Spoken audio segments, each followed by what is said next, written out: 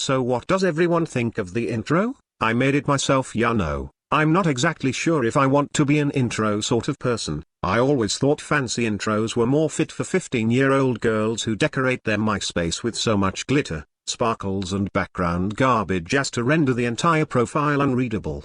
Before I get into this video, I want to address something. A few people have asked me why on earth I subscribe to Femitheist's channel. Well, I love her. What can I say? I got a thing for Barbie doll-looking gender Nazi psycho bitches that are batshit crazy, borderline genocidal, histrionic personality disordered and one step away from being an hero. It's my fetish. Don't judge me. But since Krista Barbie Hitler, which I believe is her full name, won't give me the time of day, yours truly is going to have to settle for chopped liver. Let's check over at those pesky dames and see if any of them are remotely dateable.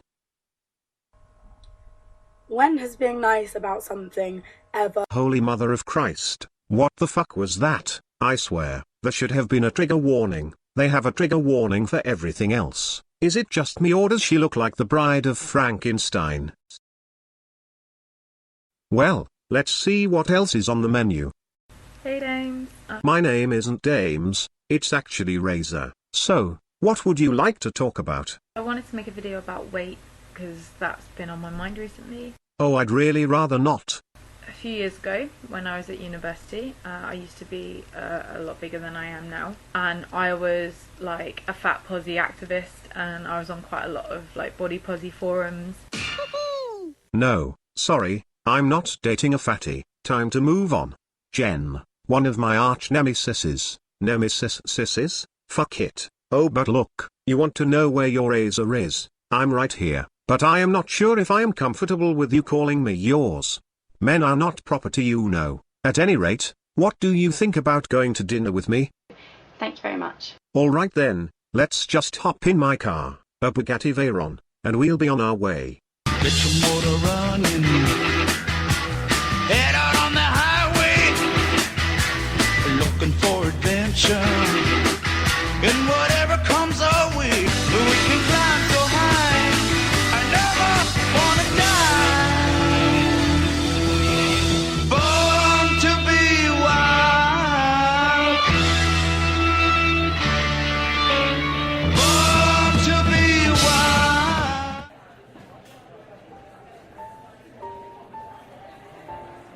Well, what did you think of the ride? Whew. So, that over. Oh come on, the ride wasn't that bad. At any rate, what was your first impression of me? Your body is beautiful because of what it allows you to do. Your body is beautiful for allowing you to express your emotions. When you laugh or smile, happiness is written in every single line of your face, and that is beautiful. Your body is beautiful for allowing you to express who you are. Your body is beautiful for allowing you to assert yourself. And your body is beautiful simply because it houses you. Wow, thank you, Jen. I had no idea you were so impressed by my body. I lift weights, you know. I hate to confess this, but you're a pretty good-looking dame. You know, my waist isn't small enough, my stomach and legs aren't toned enough, my thighs touch in the middle, which apparently is a big no-no. My hips are too broad, my dress size is too big, I'm too pale.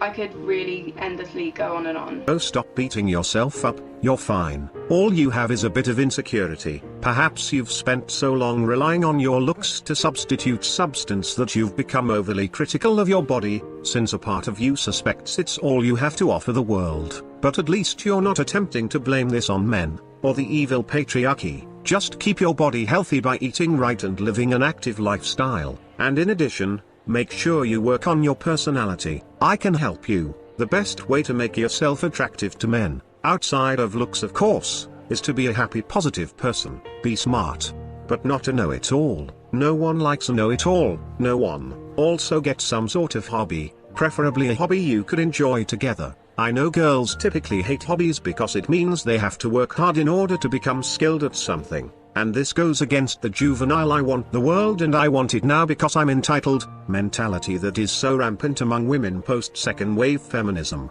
But I assure you men will click with you more when you have skills to show off. It helps us to view you as equals. And most men want an equal to share his life and resources with. You could be a guitarist, or a hacker, Nothing gives me a raging boner faster than a woman talking about the AMD bulldozer, and why its 8 cores failed to measure up to Intel's 2600K Sandy bridge, and was smoked by the 3770K Irie bridge, which by the way is my CPU. But anyway, computer talk puts me in the mood. What sort of things get your motor running? In fact, you're doing it right now, even though you might not believe me when I say that. Oh really? Well, I like where this is going. Oh look, it's our waiter. Hello waiter, I would like a menu please. Your flesh will want what it wants, but the more you starve the flesh through Jesus Christ, the more your spirit will gain strength. Yeah, okay. Can I have another waiter? Thanks. So Jen, where were we? My waist isn't small enough, my stomach and legs aren't toned enough, my thighs touch in the middle, which apparently is a big no-no. My hips are too broad, my dress size is too big, I'm too pale. Oh god, not this again. Jen, why do you so deeply obsess about these things? I have spent several years comparing my body to the kind you see on magazines and on TV and in music videos and on billboards, and you know what? My body doesn't match up to what society thinks is beautiful. Well, first of all you need to quit comparing yourself to human beings who are held up as monuments of unsurpassable excellence, and while society may believe these women to be beautiful, at no point in time are males saying that these women and only these women are beautiful. They are merely noticing the excellence of the human form at its greatest, and I can assure you that there is no patriarchal conspiracy behind it to condition women into this or that, or anything else. To be honest, I think that one of the most important things we can do in order to enable all of us to have positive relationships with our body is demand diversity from the media. I want to see real bodies, not Photoshop one. And I don't mean piss on the women who do fit the beauty ideal. By all means, let us celebrate those body types, but let's celebrate it alongside others. I want to see bodies which reflect the diversity of life. I want to see women of colour on the fronts of magazines. I want to see fat women on the fronts of magazines, and not with red lines circling their imperfections.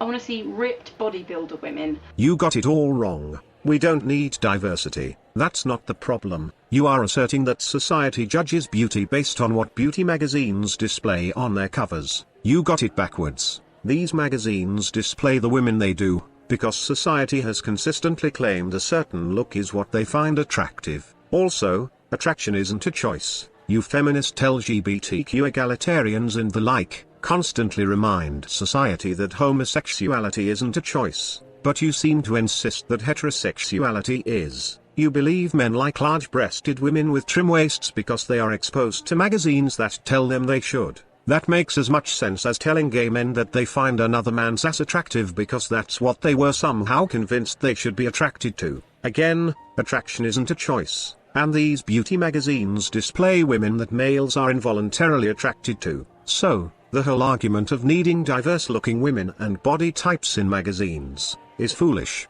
And to be honest, there are female bodybuilders on magazines that target the niche group of men and lesbians that find that stuff attractive. And there is fat porn and granny porn, and so on and so forth. But these magazines are niche magazines that target a very small segment of the population. As for wanting more women of color on magazines, you have to understand that these magazines you are talking about are English-speaking magazines, and the overwhelming majority of the English-speaking world is made up of white people. And newsflash, but people tend on average to be more attracted to members of their own race than to others. So is it any wonder why a majority white audience celebrates the beauty of white women? I bet you most fashion and beauty magazines written in Chinese feature Chinese women, and I know for a fact that the majority of Japanese beauty and fashion magazines feature Japanese women. Again, we're talking about averages of a population. Please refer to my Daves vs Marks bit in my video titled Got Privilege. Oh look, here's our waiter. Hey wait, I know that guy. That's Subman USN. I love his channel. Hey Jen, if you thought my car was something, you should see his submarine. Hey Subman, when are you taking me for a ride in that submarine? Hey dude, you gotta buy me dinner first. Well, I guess that'll have to wait until some other time. After the money I spent on gasoline and nitrous oxide getting here, I am a bit short on funds. Oh, that reminds me Jen, you're paying for your half. Because I swear if you tell me I'm paying, I will have to utter the words check your privilege. And that's something I really don't want to have to do. Subman made a video recently about his son having to register for the draft. So tell me, Subman, how is that going? He has a stepsister who's also 18. And so to conduct my little in-house survey of how she felt about it. So I said, hey, my son has registered for selective service. What do you think about it? She says, well, I have the utmost respect for the people in the military. You know, my grandfather fought in World War II, and my dad was in the military for 20 years. So, I mean, it's not something I would do, but... And I said, no, wait, you don't understand. This is mandatory. He has to register for the draft. And my son walked in at that time, and as he was passing by, made a comment. So that means if North Korea goes apeshit, I get to go to war. And his stepsister says, wow, that's kind of scary. She was not even aware that boys turning into men have to register. This is called being blind to your privilege. Wow, it's amazing just how often women are blind to their privilege. I wonder how many other privileges they are blind to. Now Jen, I know where you stand on this. Like every other feminist who is confronted with the privilege of not having to be drafted, you'll claim that patriarchy created the male-only draft. Well, even if we just pretend there is a such thing as patriarchy, it's still a privilege for being female, and if indeed the patriarchy granted you this privilege, then patriarchy cannot exist as a male institution to benefit men at the expense of women. And don't even say how you feminists are against the male-only draft. If this were so, then feminist bloggers would blog about this injustice. Feminists on YouTube would vlog about it. Feminist protesters would be protesting about it. And the heads of major feminist organizations would be applying their political pressure to change these rules. And even if you could link me to a couple of blogs or a couple of videos, you know as well as I do that 1 in a million doesn't accurately represent a movement. So just save face and admit that you women have this humongous privilege and always have. And who knows, if you quit sipping your feminist Kool-Aid for a moment, you might realize that women have a lot of privileges. And always have. At any rate, I'll have a Reuben sandwich, the veal, and a toasted bagel with cream cheese. And Jen says she'll take the fish.